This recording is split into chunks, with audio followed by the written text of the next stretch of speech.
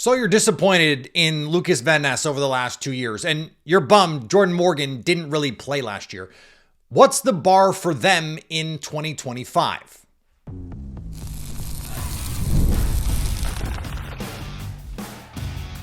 You are Locked On Packers, your daily Green Bay Packers podcast. Part of the Locked On Podcast Network, your team every day. You are Locked On Packers, part of the Locked On Podcast Network, your team every day. I'm Peter Bukowski, and I cover the Packers for The Leap, a newsletter I would love for you to subscribe to. Follow me on Twitter, Peter_Bukowski. Follow the podcast on Twitter, Locked On Packers. Like us on Facebook. Subscribe to the podcast to iTunes, Spotify, Google Podcasts, wherever you find podcasts, you will find Locked On Packers, the #1 Packers podcast on the internet. And the show for fans who know what happened, they want to know why and how. Thanks to everyone who makes Locked On Packers their first listen every day. We hope you like starting your day with us as much as we like starting our day with you. Today's episode brought to you by our friends at Gametime. Download the Gametime app, create an account, and use code LOCKEDONNFL for $20 off your first purchase. You're bummed about what we've seen from Lukas Van Ness so far. You were expecting more. And to be fair, by the end of Rashawn Gary's second season, he was showing more than Lukas Van Ness had. But it is also the case that Rashawn Gary had not played significantly more than LVN. And I understand there's differences. Preston Smith and Zadarius Smith were ahead of Rashawn Gary. The Packers traded Preston Smith, and Kingsley Enagbare was playing over Van Ness last season. But it's also true that he did get better at the end of last year, has been the solid run defender we expected him to be, plays hard, gives good effort. But this is certainly a pivotal year for Lukas Van Ness in year 3. When the Packers drafted him, and I just categorically dismiss anyone who says he didn't produce in college. He did. He did. Look at the pressure numbers. Look at the sack numbers. 7 sacks and 6.5 sacks, playing 2 different positions at Iowa. So you're in the Big Ten where you're not getting a lot. You're not getting 50 dropbacks like you would in the Big 12.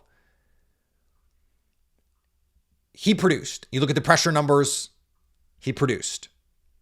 But he was raw. He was a project.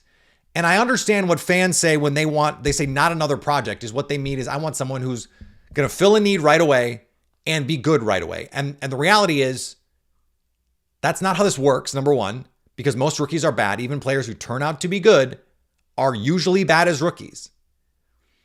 But also, every player you pick, you hope is good right away, but the goal is to pick a player with real ability, with high-end ability. I've done this before. I'm not going to do it again, but the whole idea of a first-round grade on a player is to be a first-round grade, you have to profile as someone who could be one of the 10 best players at his position if you maximize what you're getting. And it has to be like a reasonably likely outcome. We're not talking about like fractions of percentiles, 1 out of 1,000 he becomes Danielle Hunter. No, that's not what we're talking about. You're talking about in a reasonable realm of outcomes, they could be that player. So what is it this year? Is it, even if the Packers draft a first-round pass rusher, he starts and holds that guy off? I think we also have to remember that he's a sunk cost. So if the Packers do draft, let's say they draft someone early, whoever it is, the expectation is not going to be that that guy's going to come right in and start, but they are going to come right in to compete to start. Let's say Lukas Van Ness comes in and gives you what Nolan Smith did last year for Philadelphia. I will point out, Nolan Smith is a 2022 draft class player, only 24 years old. Lukas Van Ness is only 23. Excuse me, Nolan Smith, also a 2023 draft class player. And last year, he was solid, played very well at the end of last season and in the playoffs. Not unlike Rashawn Gary, by the way, in year 2 in 2020. But if you look at last year,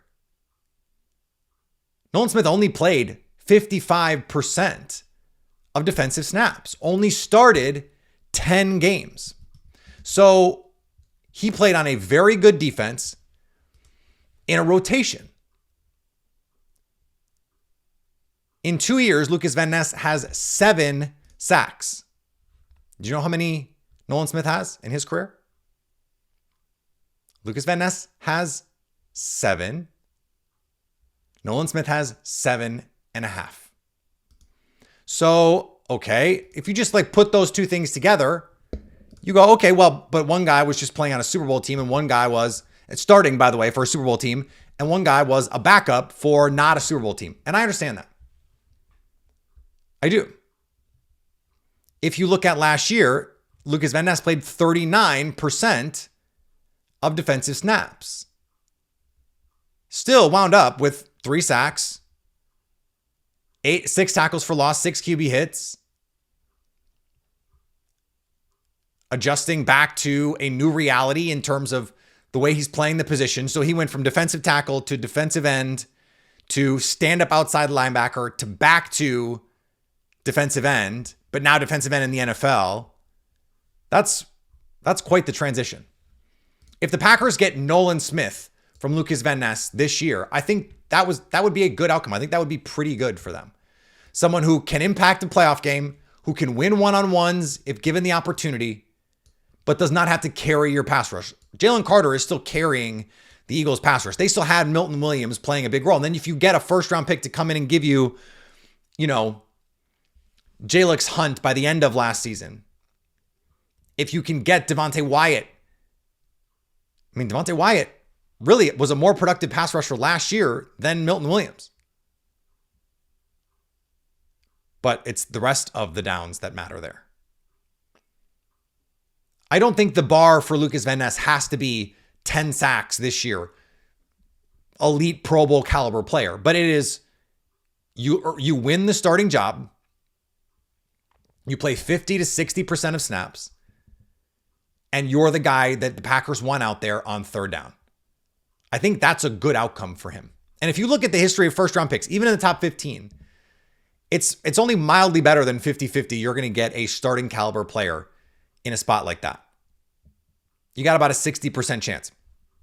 I think they're going to give Lukas Van Ness every opportunity to start. And the way you heard Brian Gutekunst talk about it yesterday, I think that's where he is looking at this too. Now, I want to touch briefly on Jordan Morgan, because I think it's easy to forget last year that Jordan Morgan was rotating week 1 against the Eagles with Sean Ryan at right guard. He very easily by week 4, week 6, had he been healthy, could have been the starter. And this whole Brian Gutekunst doesn't draft for need. He drafts all these. Jordan Morgan was not a project. Jordan Morgan was ready to play right away. He played 4 positions in spring ball and training camp.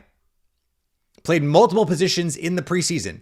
It just became clear by the time week 1 happened, Rasheed Walker was the best option at left tackle and the best chance for them to upgrade their offensive line, if Jordan Morgan was not going to be a center, is at right guard with an unproven commodity in Sean Ryan. And so they competed, they rotated. Jordan Morgan showed some nice things and then couldn't stay healthy. The shoulder just struggled and then hurt it again and was out for the year. That was injuries. It sounds like he's going to get every opportunity to compete with Rasheed Walker to win this left tackle job.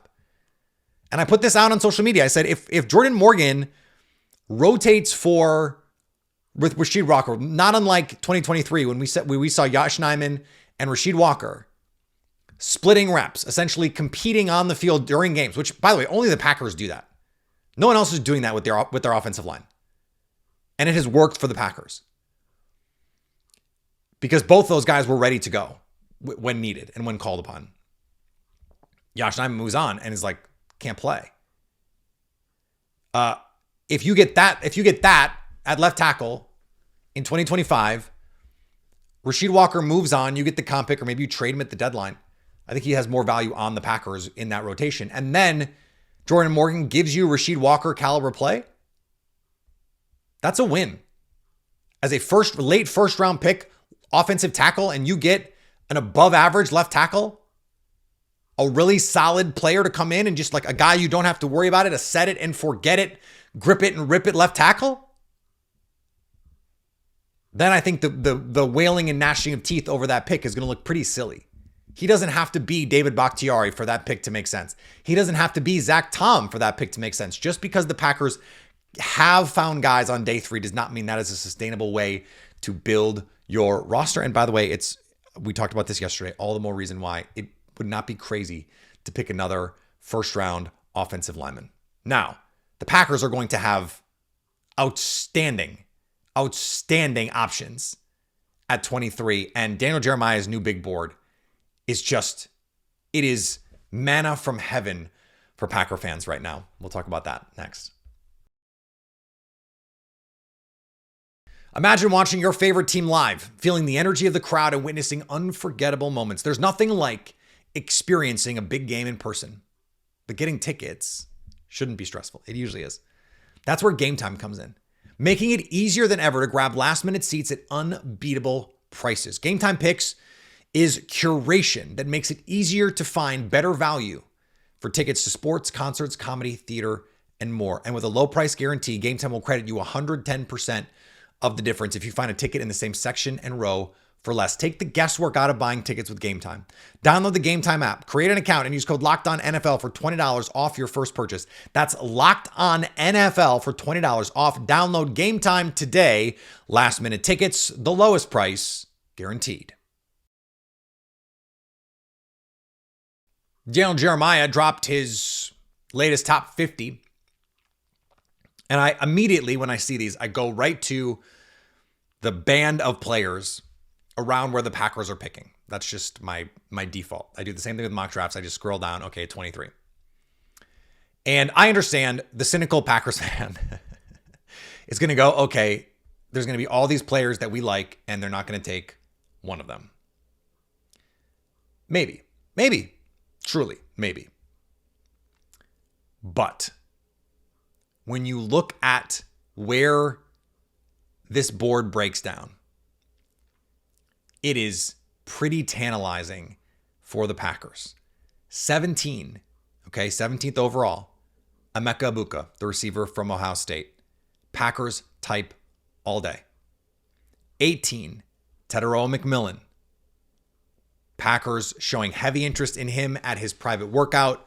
In fact, the most interest, receiver from Arizona, backside X-receiver, ball winner, jump ball thrower, red zone monster. Would be a terrific fit on this team, even though you'd probably still like to add a little bit of speed if you could on day 3. 21, Mike Green. I told you he's not a perfect fit, the edge rusher from Marshall, but tested like an elite athlete at 250 pounds. He's got good length. He's a good enough run defender. Now they have to be okay with the off the field part, with the sexual assault allegations. And that's a real thing for teams. But this is the spot on the board where we expect him to come off if you're going by Daniel Jeremiah's mock. 22, and the guy that Field Yates from ESPN just gave the Packers in his latest mock draft, Mykel Williams, edge player from Georgia. This is, for my money, the dream. He, at 20 years old, got to Georgia, 18 years old, and immediately looked like a future number 1 overall pick. Now, did not improve enough to be that guy. Like he was the projected number 1 overall pick coming into this season and just didn't quite develop. Played hurt though most of the year, the ankle injury. You see it on tape. You see him chasing and he's like gimpy. He's limping. If he is there at 23, you run the card in. And he's one of those where, like, if you're the Packers, he fits every prototype that you're looking for. Georgia defender, freak show, young, relatively productive. Makes sense.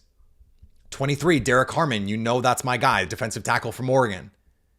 Seems like this is where he's going to go. Between 20 and 30 is his range. Might not even be a first-round player. Gray Zabel, offensive lineman, North Dakota State. Great Senior Bowl. I don't think the Packers are going to take an offensive lineman, but if they do, he's the kind of athletic profile, could play center, could play guard. If they think he's a center and you're going to move on from Elton Jenkins in a year, not crazy. 25, Donovan Ezeraku, pass rusher from Boston College. Jeff Hafley's guy. 26, James Pierce Jr., edge rusher from Tennessee. 27, Shamar Stewart, defensive end, Texas A&M. 28, Walter Nolan, defensive tackle, Ole Miss. That's the band of players. It's 10 guys, 2, 4, 6, 8, 10. And you have to get 5 of them available when you pick. Like, there's only so many guys that are going to go. I mean, it's not, depends on what other, like a bunch of 16 of the top 16 guys might not go, right? 3 of these guys are going to be there. 4 of these guys are going to be there. Probably 5. And there's a group of players above this group. Like, we're pretty confident most of those guys are going. So this is basically what you have to pick from. Now, could the Packers go off the board? Sure. But the reason I bring this up here is, no, not all these guys are super clean fits, but Emeka Egbuka is super clean fit. Ted McMillan, super clean fit. Michael Williams, super clean fit. Derek Harmon, Gray Zabel, Shamar Stewart, Walter Nolan. And then you got to squint a little bit, but not that much at Donovan Ezeraku. Yeah, he's a little undersized, but is big, long, and the Packers are going to have more information on him than probably any other team in the draft. And James Pierce is undersized. That would be a stretch for me. Also at 23, Mike Green, man, the tape is awesome. I don't have any additional information on the off-field part. Might just be off the Packers board. It's going to be off boards in the NFL. But it's not the situation where you're like, okay, the one guy you wanted. So last year, the Packers drafted Jordan Morgan when Graham Barton, a Packers type, was on the board. Cooper DeJean was on the board. Now, we don't know. We still don't know. And maybe we will never know what position the Packers viewed Cooper DeJean as. Did they view him as a slot corner? Did they view him as a safety? I think it would be important to know that in trying to understand what they saw there. But when the Packers took Jordan Morgan, I mentioned Graham Barton was on the board. But then, like, Nate Wiggins, corner, you could argue, like, would have made sense, but he was skinny. Darius Robinson went right after, not the athlete that the Packers normally look for. Xavier Worthy, not big enough at receiver. Tyler Guyton, probably not a guard at 6'7". Ricky Pearsall, Xavier Legette, Keon Coleman, Ladd McConkey, all those receivers, not really Packers type players. Ruka Hororo, Johnny Newton also, like, Johnny Newton definitely not athletically. Rook, 35 was a crazy position there. Cooper goes at 40. But these other guys that are here, like, if they had just taken Edgerrin Cooper, okay, that would have made sense. But they didn't have that. It wasn't like a bunch of Packers types were sitting there on the board. Now, a bunch went right in front of them. Jared Verse, Quinion Mitchell, Brian Thomas Jr., Terrion Arnold were probably all guys the Packers would have considered. I think sometimes our brains remember all of the guys they passed on when it was really one guy. Like in 2020, it was T. Higgins. Well, they probably were never going to draft T. Higgins. But that's what we think about. Well, they could have taken this one other player. Well, that's a pretty narrow needle to try and thread. In retrospect, yeah, Graham Barton, you could have taken Graham Barton. Center. Elgton Jenkins is going to be a better center. If Jordan Morgan can play tackle for the Packers, it's going to be a pretty good pick. And that was one that made sense in real time. You just go, okay, a no doubt Packers type. And it was in the 30s on the consensus board, 40, like maybe low 40s, like 41, 42. I'd have to go back and look, but like that was not an out of the blue thing. But a lot of the guys had just come off the board that I think they would have had interest in. Like I think they would, if Quinion Mitchell would have been there, I think they would have taken him. If Brian Thomas Jr. had been there, I wonder. If Terrion Arnold had been there, I'm pretty confident they would have taken Terrion Arnold. Would have been a perfect fit for what Jeff Hafley wanted to do.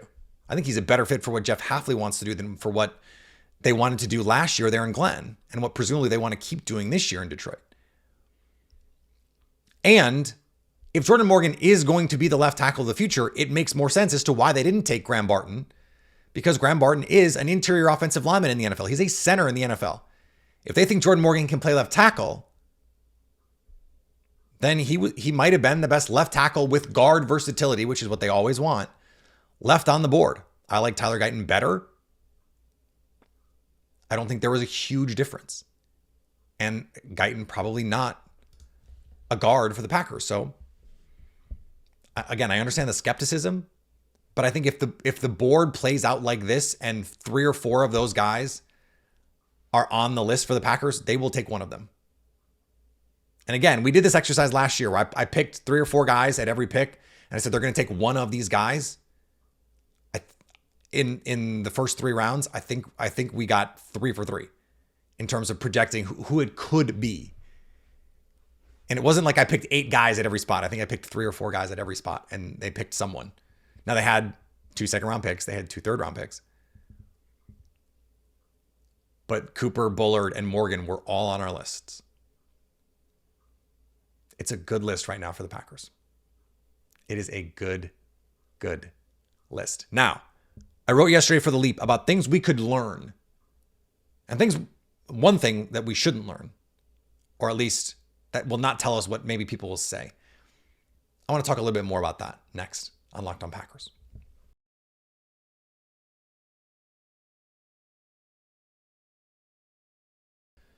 Thank you for making Locked On Packers your first listen. For your second listen, check out Locked On NFL Draft with Damian Parson and Keith Sanchez. Now that the season is over, get the latest draft rankings, rumors, and news every day. Find Locked On NFL Draft on YouTube or wherever you listen to podcasts. So I wrote this piece for The Leap about the Packers and the things we can, of course it was the Packers, you guys know that. The things we can learn by who they pick. The Packers always taking the long view of these things. And we've talked about this a little bit. And I've mentioned some of these things, whether directly or indirectly. But I just want to roll through a couple of them. If the Packers take another penetrating 3 technique and not a big body like Kenneth Grant, I even think Derek Harmon is someone who qualifies here, Alfred Collins, then Kenny Clark, I think, is going to be on this team. He costs $31 million on the cap in 2026. But they save $14 million if they move on. But it's $17 million dead if they move on. I think what they'd rather do is have him be on the roster. You convert some of the salary in 2026 into bonus. You push that into 2027. Maybe you add void years. And you spread out that money because they're going to need that money in 2026. But he's the only nose tackle on the team after TJ Slayton is gone. And I think it makes sense for them to say, look, we want to be a smaller front, a more penetrating front. At this point in your career, at 30 years old, the juice is just not there. On third down, you can still crank it up, but we want you back in the A-gap, absorbing 2 on early downs. We need you playing nose tackle because trying to facilitate him playing more 3 technique, I think was a problem, because then you got, like, they played Carl Brooks at nose tackle last year. They played Colby Wooden at nose tackle last year to try and get advantageous matchups for Kenny Clark. And I just think they have to understand that's not in anymore. Now, if they take Kenneth Grant, again, I think Derek Harmon probably falls into this because he steps in and he's your 1-for-1 Kenny Clark replacement. Can play nose tackle, but also can 3 tech, can play 5 tech if you want to go to an odd front. It's telling us about the future of Kenny Clark. It really is. And the same is true of Elton Jenkins. If they draft a true center, and I'm talking about top 100 draft capital on a true center, like a Gray Zabel, even if he's there at 53. Now, Gray Zabel could play guard, but I'm talking about a true center. And Elton Jenkins is going to play center. Then I think they're telling us. And he costs $20 million or saves $20 million if the Packers move on from him next offseason. If they want to pay Rasheed Walker, there's your money. Now, we don't know, right? We don't know what the Packers' plan is, and that's why this is all complicated. That's especially true with this 2022 draft class. And that was really the reason why I wanted to talk about this, because we've talked about the Elton Jenkins piece and the Kenny Clark piece recently. But I just wanted to get that in there because it's in the piece. What if the Packers draft a linebacker? Like in the top 100? Aren't they telling us everything we need to know about what they think about Quay Walker? What if Jihad Campbell, who had labrum surgery, is sitting there at 54? That'd be nice. And now you can let him recover. Let Quay be the mic. And now you've got this guy who's just an absolute demon next to Edgerrin Cooper, who's also an absolute demon. Like the Packers have paid a lot of lip service to the idea that they like to keep Devontae Wyatt and they like to keep Quay Walker, and they think that those guys, the best football is ahead of them, that stuff. They said the same thing about Josh Myers. Oh, they're playing the best football of their career. We want him, we like him. And then they let him walk and he got nothing on the open market. They're not picking up the Quay Walker option. Like they're just not. A little extension could make sense, but they don't have to make that third year or fifth year option decision quite yet. If they pick a linebacker early, we will know the deal. And I mentioned that penetrating three technique. It's the same thing for Devontae Wyatt. Like his days are potentially numbered if they use an early pick on a penetrating, like a Walter Nolan type. Like that's your Devontae Wyatt replacement, 1-for-1. Now they could pick up his option, and I think they probably will because it's not a ton of money. At least for a pass rushing defensive tackle, is one of the better guys in that class. But I think bringing in some competition. Now, do you want Walter Nolan, who's got some question marks about, his attitude, his makeup, I think is really what it is. 2 colleges, 3 high schools. Is he what you want on the field? I think he is. But can you be that consistently day in and day out in the NFL? That's a reasonable question to ask. Joshua Farmer, another guy, very similar to Devontae Wyatt, flash pass rusher. Excellent athletic traits. Well, Devontae Wyatt's days might be numbered if that's what they do here. And how they actually feel about this corner room. Like if they use a high pick on Trey Amos, then we know Nate Hobbs was the start of something, not the completion of something. Now, I think they could go into this draft and feel like, hey, look, we don't have to take a corner. We could. If someone is there that we like, if Will Johnson falls to 23, if Jahdae Barron is there at 23, take that guy. 100% take that guy. Those 2 players are really, really good. Trey Amos, if he's there, second round, take that guy. Take that guy. But you don't feel like you have to. Same with pass rusher. You don't feel like you have to chase pass rusher. Now, I personally think at the top, the guy who's going to move the needle the most is a pass rusher. But to bring this back around to Lukas Van Ness, I don't think it says anything about Lukas Van Ness if the Packers draft a pass rusher. I don't think it says almost anything about him. Remember, they drafted Rashawn Gary in 2019 after spending Texas with a $sign on Za'Darius and Preston Smith. I bring this up all the time as a way of saying the Packers at pass rush in particular, you just can't have too many. And I think offensive line is the same deal. You just can't have too many quality players there. And if you draft someone who in 2 years is going to be a potential starter for you when Rashawn Gary starts to get a little bit older and he gets up there on that mega deal and he can transition into more like a Brandon Grant. Look, he's still pretty young, Rashawn Gary. But you draft someone in 2025, he's draft class of 2019. So in 2 years, you know what? He'll have been in the league 8 years, 9 years. That's a lot of wear and tear on a body, and he's had serious injuries. You want to be 3 deep, at least. Kingsley Enagbare, Brenton Cox, they're out the door. While Brenton Cox is a restricted free agent, Kingsley Enagbare an unrestricted free agent next spring. You need the depth anyway. And a first round pass rusher who can give you 30-40% of snaps and high level pass rush, that's worth it. Even if they don't win the starting job. So I don't think that's going to tell us anything about Lukas Van Ness. That's not what that would say. It would be more of the same for the Packers. Them drafting Rashawn Gary was not a vote of no confidence in Preston Smith and Za'Darius Smith before they even played a snap. Not how this works. So back tomorrow, more to come as we get you ready. Now, I mean, we're getting to it. 3 weeks. 3 weeks from tonight, right? The draft will be happening in Green Bay. I will be there. Let me know if you will be there too.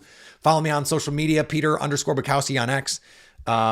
Blue Sky, you can just search for me, Threads, Instagram, all that stuff. The podcast is everywhere you find social medias too. We're on TikTok there too. Wherever you find podcasts, leave a rating, leave a review, tell a friend, tell your aunt, tell your uncle, tell your cousins.